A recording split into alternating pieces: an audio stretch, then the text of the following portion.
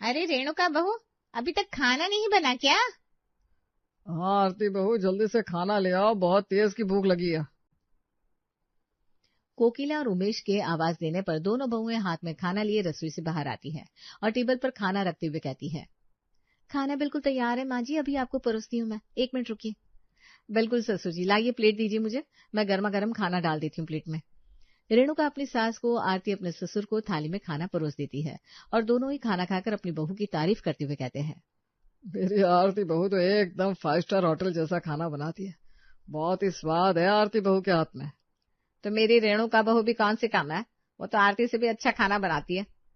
खाने वाला खाने के साथ साथ उंगलियां भी खा जाए चाट चाट कर। नहीं नहीं नहीं, आरती बहू का खाना ज्यादा अच्छा है। बिल्कुल भी नहीं, रेणुका बहू सबसे बढ़िया खाना बनाती है।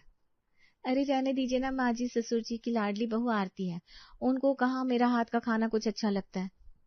तो सासू माँ को भी कौन सा मेरे हाथ का कुछ अच्छा लगता है, उनकी लाडली भी तो तुम हो। हाँ वो तो मैं हूं ही, तुम्हें क्यों जलन हो रही है मुझसे? तो तुम्हें क्यों जलन हो रही है मुझसे? हम दोनों की बहस बंद करवा कर अब तुम दोनों आपस में बहस करने लग गई। और नहीं तो क्या। चलो ये सारी बातें छोड़ो और तुम भी साथ बैठकर खाना खा लो। ऐसे ही दोनों बहुएं अपने सास ससुर के साथ बैठकर खाना खा लेती है। उमेश हमेशा आरती की और कोकिला हमेशा रेणुका की तरफदारी करने में कोई कमी नहीं छोड़ते थे। ऐसे ही एक दिन एक साड़ी बेचने वाला आता है, जिससे कोकिला अपने घर में बुला लेती है और मोहल्ले की 2 औरतें नीलम और सरिता भी साड़ी देखने के लिए कोकिला के घर आ जाती है।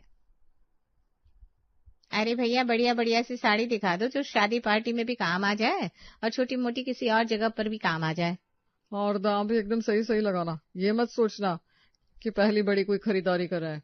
अरे बहन जी, साड़ी का जैसा दाम होगा वैसे ही बताऊंगा, चिंता मत कीजिए। आपसे ज्यादा पैसा लूंगा क्या मैं? इतना कहकर साड़ी वाला बढ़िया बढ़िया साड़ियां दिखाने लगता है।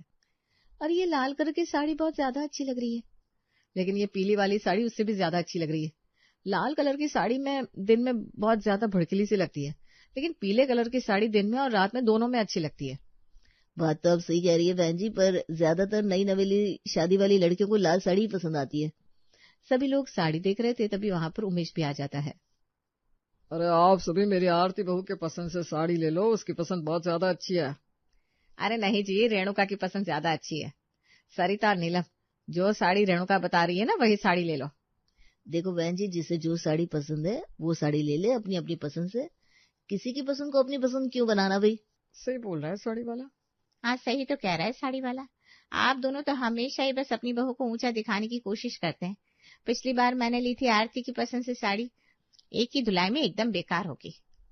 और मैं रेणुका की पसंद से अपनी बहू के लिए एक सूट लेकर गई थी, पहली बार में धोते ही सारा रंग चला गया। सरिता और नीलम की बात सुनकर रेणुका और आरती का बड़ा सा मुंह बन जाता है और ये देखकर कोकिला और उमेश को बहुत बुरा लगता है। तो फिर अपने घर ले जाओ ना साड़ी वाले को, वहीं जाकर साड़ी ले लो। हाँ, और हमारी बहू के बारे में कुछ भी कहने की जरूरत नहीं है। मेरी बहू की पसंद में कोई कमी नहीं है। और मेरी बहू की पसंद में भी कोई कमी नहीं है। जाओ अपने अपने घर, ले जाओ इस साड़ी वाले को, जिससे जैसी साड़ी लेनी है ले लो, यहाँ पर साड़ी लेने की कोई जरूरत नहीं है। उमेश और कोकिला की बात सुनकर सरिता और नीलम को गुस्सा आ जाता है, जिसके बाद वो बिना साड़ी लिए वहां से चली जाती है और साड़ी वाला कहता है, क्या बहन जी, अपनी पसंद की बहू को ऊंचा दिखाने के लिए आपने मेरी अच्छी खासी कमाई पर लात मार दी। पता नहीं कैसे कैसे लोग हैं आजकल के, मेरा भी इतना सारा समय बर्बाद कर दिया। इतना कहकर वो साड़ी वाला भी गुस्से में सारी साड़ियां उठाकर वहां से चला जाता है। तभी कोकिला कहती है, लो इतनी बहस में तो मेरे सर में दर्द हो गया। रेणुका, 2 कप बढ़िया सी चाय तो बनाकर ला। मैं बनाकर लाती हूँ ना चाय, मैं चाय अच्छी बनाती हूँ। क्यों? जब माँ जी ने मुझे कहा है चाय तो मैं बनाऊंगी। अरे तो ठीक है, फिर मैं कॉफी बनाकर लेकर आती हूँ। हाँ बहू, तू कॉफी बना कर ले आ, मैं कॉफी पी लूंगा। अरे पर मुझे तो चाय ही चाहिए, जा तू चाय लेकर आ। दोनों बहू एक दूसरे की तरफ देखती है और फिर रसोई में जाकर चाय और कॉफी बनाना शुरू करती है, जिसके बाद आरती उमेश के साथ बैठकर कॉफी पीती है और रेणुका कोकिला के साथ बैठकर चाय पीती है। ऐसे ही वक्त गुजरता चला जाता है और एक दिन कोकिला की ननद शांति अपनी बहू सोनिया और बेटे राघव के साथ घर आती है। अब तुम तो कभी अपनी ननद को बुलाओगी नहीं भाभी, इसीलिए मैं खुद ही आ गई अपने बहू और बेटे को लेकर आपसे मिलने के लिए। अरे ऐसी कोई बात नहीं है शांति, तुम्हारा ही घर है, जब दिल करे तुम आ जाया करो। हाँ बस कहने की बात है, अब तो भैया भी मुझे फोन नहीं करते। बहुएं क्या आ गई घर में, बहन को भूल गए। तुम्हारी आदत ना कभी नहीं बदलेगी शांति। पहले भी शिकायतें करती थी, अभी भी शिकायतें करती हो। हाँ ठीक है, चलो अब जल्दी से कुछ बढ़िया सा खाने में बनवा दो, बड़ी तेज भूख लगी है। बताइए ना बुआ जी, आपको क्या खाना पसंद है? हाँ, रोटी चावल पराठा क्या खाओगे आप? कौन सी सब्जी बनानी है? आलू मटर, आलू गोभी, शाही पनीर, सब बनाना आता है मुझे। जो बनाना है, जैसे बनाना है, जल्दी बना दो बस। मैं आपकी मदद करने के लिए रसोई में चलूं क्या? अरे नहीं नहीं, तुम तो मेहमान हो, तुम आराम करो, हम दोनों मिलकर सारा खाना बना लेंगे।